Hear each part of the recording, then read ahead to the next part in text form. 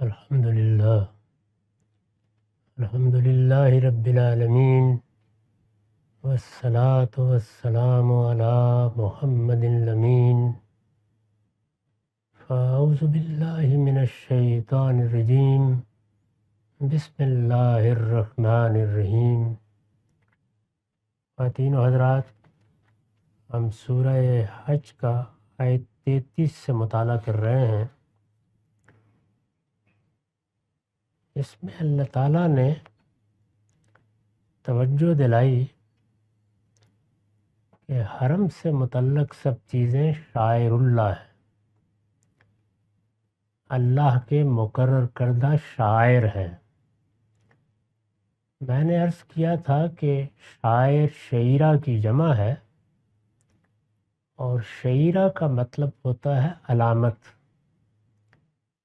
اللہ تعالیٰ نے جو عبادات مقرر کی ہیں وہ سب اللہ تعالیٰ کے ساتھ تعلق کا علامتی اظہار ہے، سمبولک ایکسپریشن ہے۔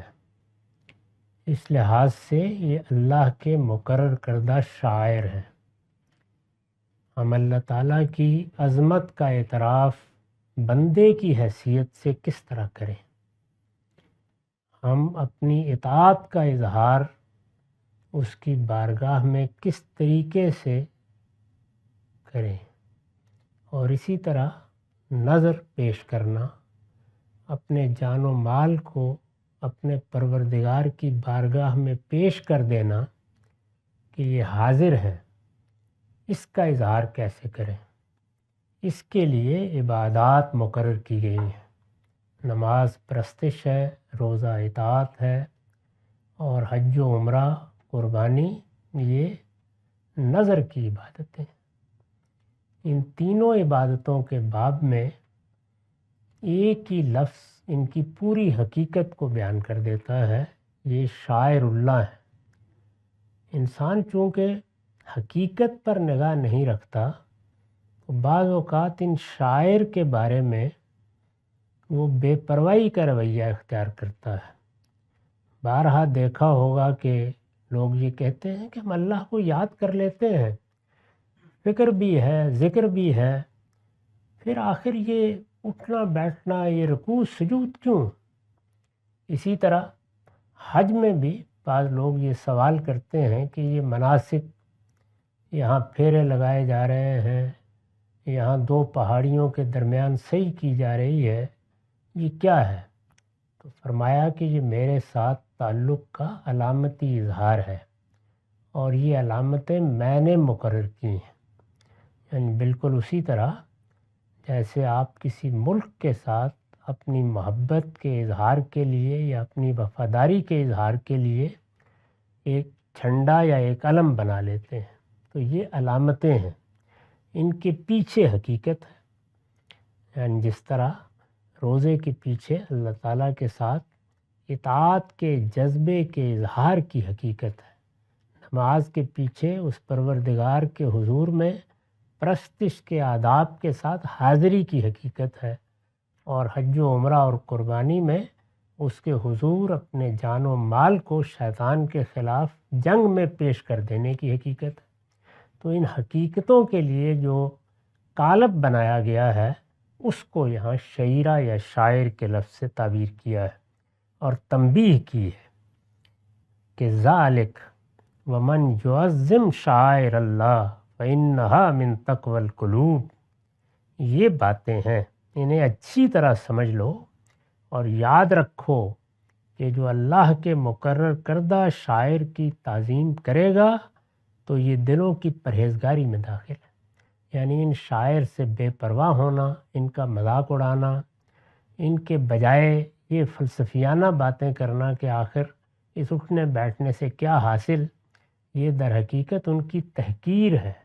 یعنی خود پروردگار نے اپنی بارگاہ میں حاضری کے لیے، اپنے ساتھ تعلق کے اظہار کے لیے جو آداب مقرر کیے ہیں، یہ ان کی تحقیر ہے۔ اگر دل میں تقویٰ ہے، اللہ تعالیٰ کے ساتھ سچی محبت ہے، تو جس طرح سے وہ اظہار کی حقیقت کی طرف توجہ دلاتی ہے، اسی طرح اگر اس پروردگار نے اس اظہار کے کوئی طریقے مقرر کر دیے ہیں تو ان کی عظمت کی طرف بھی توجہ دلاتی ہے۔ وہ عظمت بھی انسان کے روح میں، انسان کے قلب میں رہنی چاہیے۔ اس کو من تقوی القلوب سے تعبیر کیا ہے، یہ دلوں کی پرہیزگاری میں داخل ہے۔ میں نے اس کی وضاحت میں لکھا ہے یہ شعیرہ کی جمع ہے، یعنی شاعر۔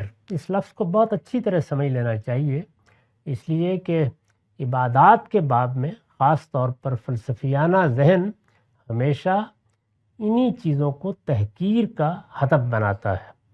یہ شعیرہ کی جمع ہے جس کے معنی علامت کے ہیں۔ اصطلاح میں اس سے مراد وہ مظاہر ہیں جو اللہ اور رسول کی طرف سے کسی حقیقت کا شعور قائم رکھنے کے لیے بطور ایک نشان کے مقرر کیے گئے ہوں۔ انسان کی یہ کمزوری ہے کہ وہ خوگرے پیکرے محسوس ہے، ذات باری تو سامنے نہیں ہے۔ دیکھ لیجئے کہ عبادت کا جذبہ، معبود کے ساتھ تعلق کا جذبہ کس طرح خوگرے پیکرے محسوس ہونے کو بیان کرتا ہے۔ یعنی دنیا میں ہزاروں لاکھوں انسانوں نے پھر ایشور کے، ذات باری کے اوتار بنائے اور پھر ان کو دیوی دیوتا کی صورت دے کر ان کے بت بنا لیے، ان کے استھان قائم کر لیے۔ انسان تعلق پیدا کرنے کے لیے کسی پیکرے محسوس کا تقاضا کرتا ہے، ذات باری کے لیے یہ نہیں ہو سکتا۔ تو پھر کیا کیا گیا؟ اس کے لیے علامتیں مقرر کر دی گئی۔ وہ علامتیں اللہ کے مقرر کردہ شاعر ہیں۔ ان کے پیچھے حقیقت کیا ہے اس پہ نگاہ رکھنی چاہیے۔ ان شاعر میں اصل مطمع نظر تو وہ حقیقتیں ہوا کرتی ہیں جن کی یہ علامت ہوتے ہیں۔ یعنی نماز میں اصل چیز یہ جھکنا، اٹھنا، سر سجدے میں ڈال دینا نہیں ہے، یہ تو علامت ہے کسی حقیقت کی۔ اور وہ علامت کیا ہے؟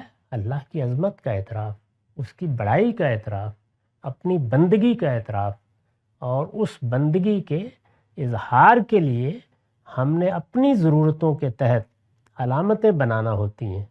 اس میں اس بات کا اندیشہ تھا کہ الحاد پیدا ہو جائے گا، تو اللہ تعالیٰ نے وہ علامتیں اپنے معاملے میں خود مقرر کر دی، اس لیے کہ اس میں کوئی شرک نہ درائے، اس میں کوئی وسائط نہ درائے، وہ اس کی مقرر کردہ علامتیں ہی ہمیشہ رہیں۔ اس کی طرف توجہ دلائی ہے کہ حقیقتوں پر نگاہ رکھو اور علامتوں کی تعظیم کرو، کیونکہ وہ تمہارے پروردگار کی مقرر کردہ ہیں۔ لیکن انہی حقیقتوں کے تعلق سے، یعنی وہ کیا حقیقتیں ہیں؟ پرستش، اطاعت اور نظر۔ حقیقت یہ ہے، انہی حقیقتوں کے تعلق سے یہ شاعر یعنی وہ علامتیں، سجدہ، رکوع، اسی طرح سے کنکر مارنا، پھیرے لگانا، لیکن انہی حقیقتوں کے تعلق سے یہ شاعر بھی، یہ علامتیں بھی دین میں تقدس کا درجہ حاصل کر لیتے ہیں۔ یعنی اب دینی لحاظ سے اگر اللہ تعالیٰ کے ساتھ پرستش کا تعلق قائم کرنا ایک بڑی چیز ہے، تو اس تعلق کو قائم کرنے کے لیے ان علامتوں کو قائم رکھنا بھی ایک بڑی چیز ہے۔ دونوں اپنی جگہ بڑی اہمیت رکھتے ہیں۔ تاہم یہ بات ان کے بارے میں ہمیشہ پیش نظر رہنی چاہیے کہ جو حقیقتیں ان میں مضمر ہوتی ہیں، یعنی علامتوں کے اندر جو حقیقتیں ہیں، وہ اگر لوگوں کے دل و دماغ میں زندہ نہ رہیں تو ان شاعر کی حیثیت روح کے بغیر ایک قالب سے زیادہ کی نہیں ہوتی۔ یعنی کیا ہونا چاہیے کہ حقیقت کا بھی شعور ہو، اور جو قالب اس کے لیے بنایا گیا ہے، جو علامت اس کے لیے مقرر کی گئی ہے، اس کی تعظیم بھی انسان کے دل میں ہو۔ دونوں چیزیں جب ایک مجموعے کی صورت میں انسانی شخصیت کا حصہ بنتی ہیں تو اس وقت اللہ کی بندگی کا حق ادا ہوتا ہے۔ وہ حقیقت بھی پیش نظر اور اس کے اظہار کے طریقے بھی ہمیشہ ملحوظ۔ وہ اگر لوگوں کے دل و دماغ میں زندہ نہ رہیں تو ان شاعر کی حیثیت روح کے بغیر ایک قالب سے زیادہ کی نہیں رہتی۔ اسی طرح یہ بات بھی پیش نظر رہنی چاہیے کہ تمام شاعر اللہ اور رسول کے مقرر کردہ ہیں۔ میں یا آپ کوئی شاعر نہیں بنا سکتے۔ اگر یہ شاعر اللہ تعالیٰ کے تعلق کے حوالے سے بنائے جائیں گے تو یہ سب سے بڑی بدعت ہوگی۔ اللہ ہی حقیقتوں کا تعین کرتا ہے اور اس کا شعور عطا فرماتا ہے، اور پیغمبروں کے ذریعے سے اس شعور کی تصویب کرتا یا اس کی اصلاح کر دیتا ہے، اور اللہ ہی ان کے لیے کالب مقرر کرتا ہے۔ یہ دونوں چیزیں اللہ اور اللہ کے رسول کی مقرر کردہ ہیں۔ اسی طرح یہ بات بھی پیش نظر رہنی چاہیے کہ تمام شاعر اللہ اور رسول کے مقرر کردہ ہیں، اور ان کی تعظیم کے حدود بھی اللہ اور رسول نے ہمیشہ کے لیے طے کر دیے۔ یعنی ان شاعر کے معاملے میں ہمیں کن حدود کا لحاظ رکھنا ہے اور ان سے متعلق ہمارے کیا جذبات ہونے چاہیے، یہ سب اللہ اور رسول نے طے کر دیے ہیں۔ لہٰذا اب کوئی شخص نہ اپنی طرف سے ان میں کوئی اضافہ کر سکتا ہے اور نہ ان کی تعظیم کے حدود میں کسی نوعیت کی کوئی تبدیلی کر سکتا ہے۔ بدعت کی تعریف ہی یہ ہے کہ اللہ تعالیٰ کے ساتھ تعلق کے اظہار کے لیے کوئی چیز اپنی طرف سے ایجاد کر لی جائے۔ جو چیز بھی ایجاد کی جائے گی اس میں ظاہر ہے کہ کوئی نئی علامتیں وجود میں آ جائیں گی، تو یہ گویا شاعر کو خود مقرر کرنا ہے، یہ بھی بدعت۔ اور اگر اللہ کے مقرر کردہ شاعر کے لیے جو حدود طے کر دیے گئے ہیں ان میں کوئی انحراف ہوتا ہے تو یہ بھی بدعت۔ اس میں کوئی چیز نہ نئی داخل کی جا سکتی ہے، نہ انہیں کوئی نیا انداز دیا جا سکتا ہے۔ ان کی حقیقتیں بھی اللہ اور رسول کی طے کردہ ہیں، ان کے حدود بھی اللہ اور رسول کے طے کردہ ہیں، اور ان کو یہ حیثیت بھی اللہ اور رسول ہی نے دی ہے۔ اس طرح کی ہر چیز ایک بدعت ہوگی جس کے لیے دین میں ہرگز کوئی گنجائش نہیں۔ یہ تنبیہ فرمائی ہے اور یہ کہا ہے کہ ذالک ومن یعظم شعائر اللہ فإنها من تقوی القلوب، اور یاد رکھو کہ جو اللہ کے مقرر کردہ شاعر کی تعظیم کرے گا تو یہ دلوں کی پرہیزگاری میں داخل ہے۔ لکم فیہا منافع الی اجل مسمی ثم محلها الی البیت العتیق، یعنی یہ اللہ کے شاعر ہیں، لیکن اللہ کا حکم یہ ہے کہ ان میں تمہارے لیے ایک مقرر وقت تک طرح طرح کی منفعتیں ہیں، پھر ان کو قربانی کے لیے خدا کے اسی قدیم گھر کی طرف لے جانا ہے۔ یہاں چونکہ بات قربانی سے شروع ہوئی اور اسی ذیل میں اللہ تعالیٰ کے شاعر کا ذکر آیا، تو فرمایا کہ یہ جو قربانی کے جانور تم لے کر حرم کی طرف جاتے ہو جن کو ہدی کہا جاتا ہے، یعنی ذات باری کی بارگاہ میں ہدیے کے طور پر وہ قربانیاں پیش کی جاتی ہیں۔ قربانی ایک جانور کو ذبح کرنا یہ اپنی ذات میں بھی ایک شعیرہ ہے، اسی طرح علامت ہے، اور جیسے کہ میں نے عرض کیا نظر کی علامت ہے، یعنی انسان سے اللہ کا جو آخری مطالبہ ہے یا منتہائے کمال پر جو چیز بندگی کے تعلق سے ظہور پذیر ہونی چاہیے وہ جان و مال کی نظر ہے۔ اس کی یاد کو تازہ رکھنے کے لیے یا اس کی یاد دہانی کے لیے قربانی کی عبادت مقرر کی گئی ہے، اور اسی کی یاد دہانی کے لیے عمرے اور حج کی عبادتیں مقرر کی گئی ہیں۔ تو یہاں قربانی کے جانوروں کے بارے میں یہ فرمایا کہ ان میں تمہارے لیے اللہ تعالیٰ نے بہت سے منافع رکھے ہیں۔ ظاہر ہے کہ جب لے کر گھر سے جانوروں کو نکلتے تھے، جیسے اونٹوں کو لے کر نکلتے تھے یا گایوں کو یا بیل کو، تو ان سے فائدہ بھی اٹھا لیتے تھے رستے میں، یعنی سواری کا کام بھی لے لیا، اور قربانی کے جانور ہیں پٹے گلوں میں ڈالے ہوئے ہیں، وہاں جا کے ذبح کر دیے جائیں گے۔ تاہم عربوں کے ہاں یہ خیال پیدا ہو گیا تھا کہ قربانی کے جانوروں کو جب قربانی کے لیے خاص کر لیا جائے، ان کے گلے میں پٹے ڈال دیے جائیں، اور گھر سے لے کر ہدیے کی قربانی لوگ نکل کھڑے ہوں، انہوں نے احرام باندھ لیے، وہ حرم کی مسافرت کے لیے تیار ہو گئے، تو پھر ان سے کوئی فائدہ نہیں اٹھانا چاہیے، یہ خیال پیدا ہو گیا تھا۔ قرآن مجید نے یہ اس کی نفی کر دی اور فرمایا کہ نہیں، ان میں جو منافع ہیں ان میں کوئی حرج نہیں، تم ان سے فائدہ اٹھا سکتے ہو۔ چنانچہ میں نے وضاحت کیا قربانی کے جانوروں سے کوئی فائدہ اٹھانا بالعموم ممنوع سمجھا جاتا تھا، یعنی یہ بھی ایک بدعت داخل ہو گئی تھی۔ قربانی کے جانوروں کو کوئی ہاتھ نہ لگائے، قربانی کے جانوروں پر کوئی سوار نہ ہو، قربانی کے جانوروں پر حج کے سفر میں کوئی سامان نہ لادا جائے، یہ خیالات پیدا ہو گئے تھے۔ اللہ تعالیٰ نے فرمایا کہ نہیں، ان میں سے کسی کی کوئی حقیقت نہیں ہے۔ عرب کے لوگوں کا خیال تھا کہ یہ چونکہ اللہ کے شاعر میں سے ہیں، اس لیے ان کو بالکل کوتل قربانی کے لیے لے جانا چاہیے۔ یعنی جس طریقے سے لوگ سفر کرتے تھے تو اگر انہوں نے ایک گھوڑا یا ایک گدھا لے لیا ہے تو اس کے ساتھ ایک جانور ویسے ہی چلتا رہتا تھا کہ کہیں کام آ جائے گا، تو وہ کوتل جانور ہے۔ ان کو بھی ایسے ہی لے کے جانا چاہیے۔ اگر ہمیں سفر کرنا ہے تو قربانی کا اونٹ الگ ہوگا اور سفر کا الگ ہوگا۔ عربوں کے ہاں یہ چیز پیدا ہو گئی تھی۔ یہ کہا جا سکتا ہے کہ یہ چیز اللہ کی شاعر کی عزت ہی کے پہلو سے پیدا ہوئی، لیکن اس طرح کی بھی اگر کوئی چیز متجاوز ہو جائے تو اللہ تعالیٰ اس کی اصلاح کر دیتے ہیں۔ چنانچہ یہ فرمایا کہ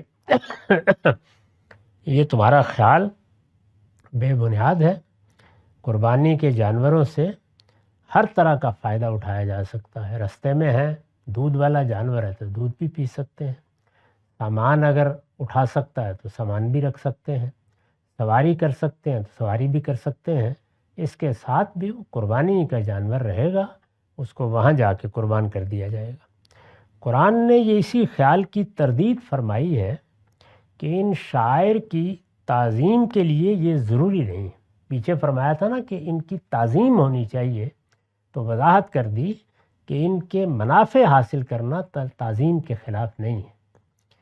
قربانی کا وقت آ جانے تک ان جانوروں سے ہر طرح کا فائدہ اٹھانا بالکل جائز ہے۔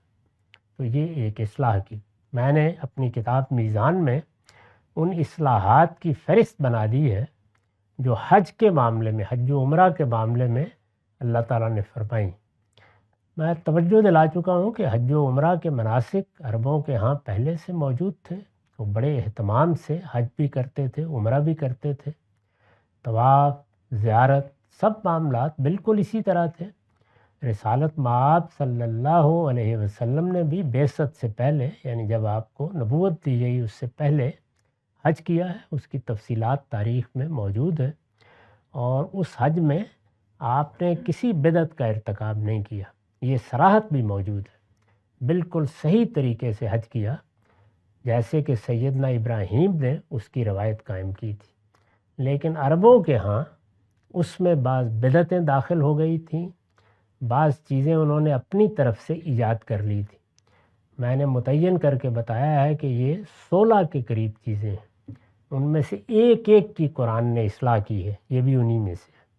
یعنی وہ خیال کرتے تھے کہ قربانی کے جانوروں کو قربانی کے لیے خاص رہنا چاہیے۔ جب ہم نے ایک مرتبہ ان جانوروں کو نامزد کر دیا، اور نامزد کرنے کے لیے طریقے بھی مقرر تھے، اگر آپ حرم میں ہدی کے جانور لے جانا چاہتے ہیں تو ان میں خاص طرح کے علامتیں مقرر کی گئی تھیں، پٹے ڈال دیے جاتے تھے، اسی طریقے سے ان کو داغ دیا جاتا تھا، وہ اللہ کے گھر کے لیے خاص ہو گئے۔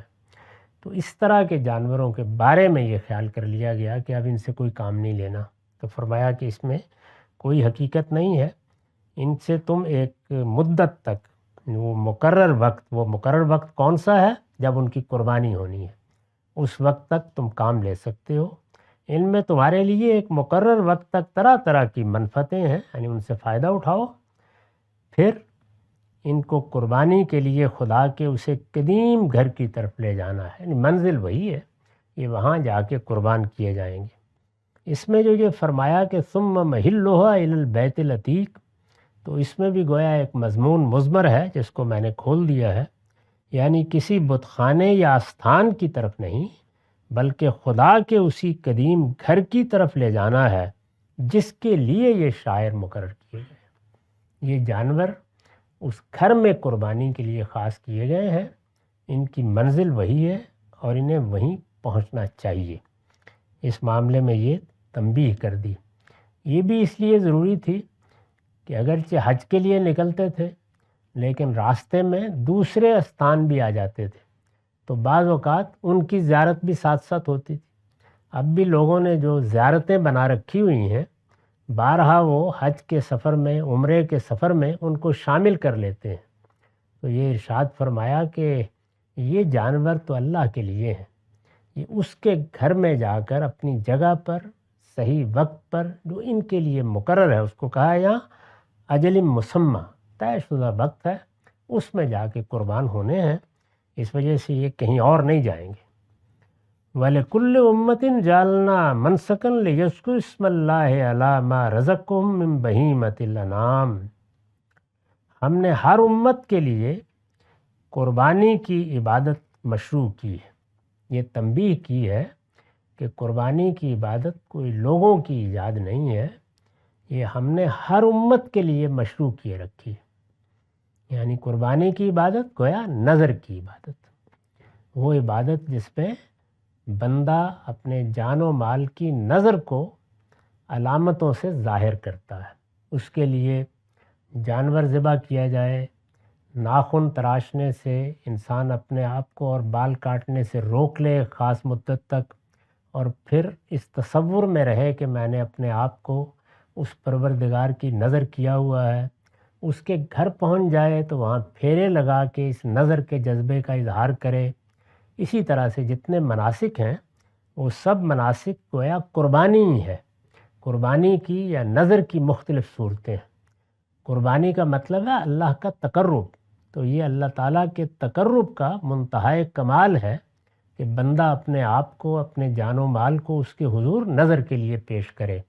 اس لحاظ سے یہ سب آداب مقرر کیے گئے ہیں یا شائر مقرر کیے گئے ہیں۔ تو یہاں تنبیہ کی ہے کہ ہم نے ہر امت کے لیے قربانی کی عبادت مشروع کی ہے، یعنی یہ کوئی نئی چیز نہیں ہے، لوگوں کی ایجاد نہیں ہے۔ جو چیزیں غلط ہو رہی ہیں ان کی ہم اصلاح کر رہے ہیں، لیکن قربانی کی عبادت ہر امت کے لیے اس سے پہلے بھی مشروع رہی ہے، تمہارے لیے بھی مشروع ہے۔ میں نے لکھا اس سے واضح ہے کہ شرائع الہی میں یعنی اللہ کی شریعتوں میں قربانی ایک قدیم ترین عبادت ہے جو اللہ تعالیٰ نے خاص اپنی شکر گزاری کے لیے مشروع فرمائی ہے۔ یہ اتنی ہی قدیم ہے جتنی نماز ہے۔ جس طریقے سے سیدنا آدم ہی کے زمانے میں نماز مشروع کر دی گئی، نماز کو اللہ تعالیٰ نے اپنی پرستش کے لیے، اپنی عظمت کے اعتراف کے لیے، بندوں کے بندگی کے اظہار کے لیے شاعر کے طور پر طے کر دیا۔ اسی طریقے سے فرمایا قربانی بھی ہم نے مشروع کر دی تھی۔ یہ اگر غور کیجئے تو پرستش کا منتہائے کمال ہے، یعنی پرستش اپنی ابتدا میں ہو تو رکوع و سجود ہے، اور وہ اپنے کمال پر پہنچ جائے تو جان و مال نظر کر دینا ہے، تو یہ اس کا منتہائے کمال ہے۔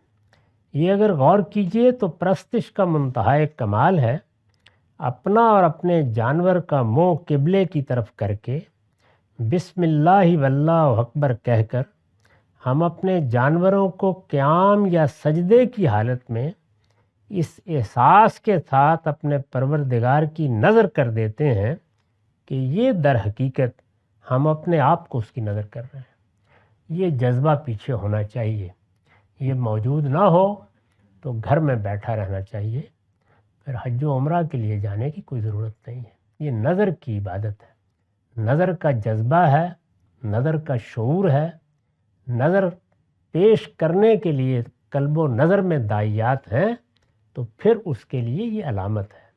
تو اگر حقیقت موجود ہے تو علامت بڑی چیز ہے، اور اگر حقیقت موجود نہیں ہے تو علامت بے معنی ہے۔ اسی طرح کا معاملہ باقی عبادات کا ہے۔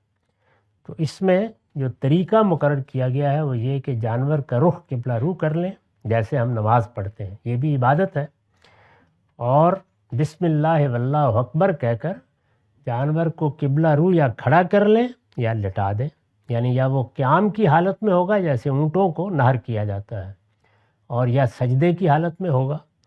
تو اس طریقے سے ان جانوروں کو ذبح کیا جاتا ہے تاکہ ہم ان کو اپنی نظر کی علامت بنا کے اپنے پروردگار کی خوشنودی حاصل کریں۔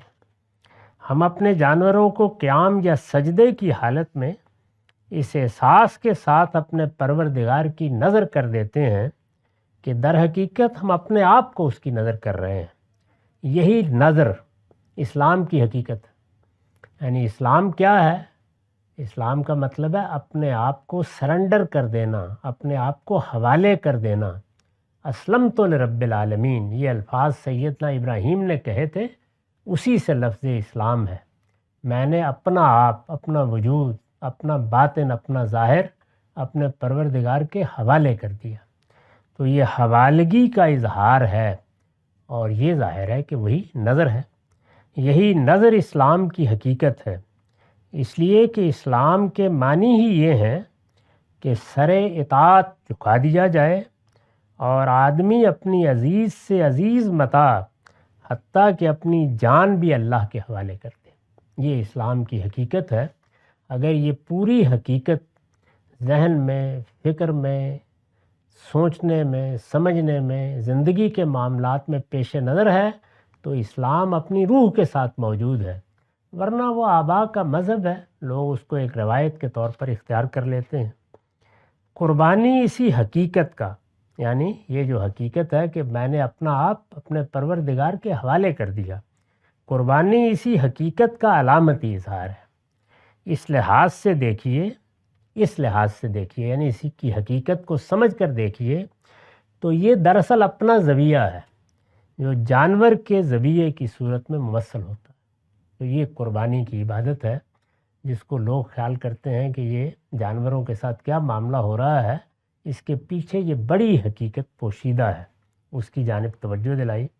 ہم نے ہر امت کے لیے قربانی کی عبادت مشروع کی ہے، لِيَذْكُرُوا اسْمَ اللَّهِ عَلَىٰ مَا رَزَقَكُم مِّن بَهِيمَةِ الْأَنْعَامِ، تاکہ اللہ نے جو مواشی جانور ان کو بخشے ہیں ان پر وہ اللہ کا نام لیں، کسی اور کا نہیں۔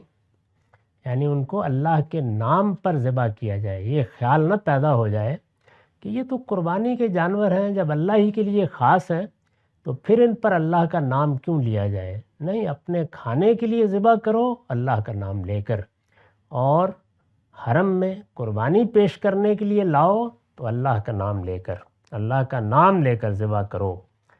سو تمہارا معبود ایک ہی معبود ہے، تو اپنے آپ کو اسی کے حوالے کر دو۔ فَلَهُ أَسْلِمُوا، یہ دیکھیے، یعنی بات وہاں سے شروع کی اور پھر اس کی حقیقت کو بیان کر دیا۔ اپنے آپ کو اس کے حوالے کر دو۔ اس کی بھی میں نے وضاحت کی ہے کہ یہی حوالگی قربانی کی اصل روح ہے۔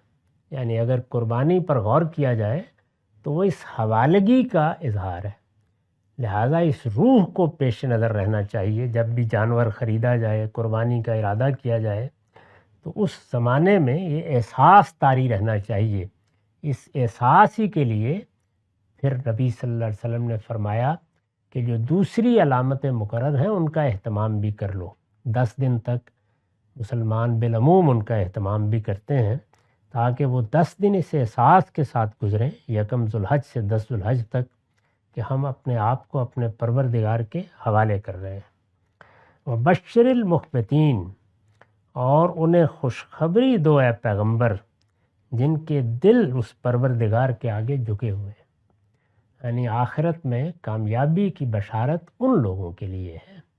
تو فرمایا کہ جو اس طرح سے اپنے آپ کو میرے حوالے کریں، اس حوالگی کے لیے میرے مقرر کردہ شاعر کی تعظیم کریں اور دل کے تقوی کے ساتھ یہ سب اعمال بجا لائیں۔ یہ سب باتیں پیچھے بیان ہو گئی ہیں، ان کو پھر اس بات کی بشارت دو کہ تمہارے یہ جھکے ہوئے دل ہیں جن کا صلہ آگے فردوس ہے، ہمیشہ کی زندگی ہے۔ وہ زندگی ہے جس میں ماضی کے پچھتاوے بھی ختم ہو جائیں گے اور مستقبل کے اندیشے بھی۔ مزید وضاحت کی کہ وہ مخبتین، وہ جن کے دل اللہ کے آگے جھکے ہوئے رہتے ہیں، وہ جو اپنے آپ کو اس کے حوالے کیے ہوئے ہوتے ہیں، وہ کون ہیں؟ الذین اذا ذکر اللہ وجلت قلوبہم والصابرین علی ما اصابہم والمقیمی الصلاۃ ومما رزقناہم ینفقون، جن کا حال یہ ہے کہ جب ان کے سامنے خدا کا ذکر آتا ہے تو ان کے دل کانپ اٹھتے ہیں، ان پر جو مصیبت آتی ہے اس پر صبر کرنے والے اور نماز کا اہتمام رکھنے والے ہیں اور جو کچھ ہم نے ان کو بخشا ہے اس میں سے وہ ہماری راہ میں خرچ کر دیں۔ یہ آگے گویا پوری طرح بتا دیا کہ وہ کیا لوگ ہیں جن کے لیے یہ بشارت ہے۔ اس پر میں نے لکھا ہے یہ ترغیب و تسہیل کا اسلوب ہے، اسے نگاہ میں رکھنا چاہیے، اور نماز اور انفاق کے باہمی تعلق کو بھی، کہ اس کے بغیر دین کی حکمت واضح نہیں ہوتی۔ پورے دین کو اس کی بنیاد میں اور اساس میں بیان کر دیا ہے کہ اگر تم میرے بندوں کو دیکھنا چاہو تو میرے بندے وہ ہیں کہ جن کے دل میرے سامنے جھکے ہوئے ہیں، میرا ذکر سنتے ہیں تو ان کے دل کانپ اٹھتے ہیں، وہ مصیبتوں میں صبر کرنے والے ہیں، نماز کا اہتمام رکھنے والے ہیں، اور جو نعمتیں میں نے ان کو بخشی ہیں انہیں میری راہ میں خرچ کرنے والے ہیں۔ اقول قولی ھذا واستغفر اللہ لی ولکم ولسائر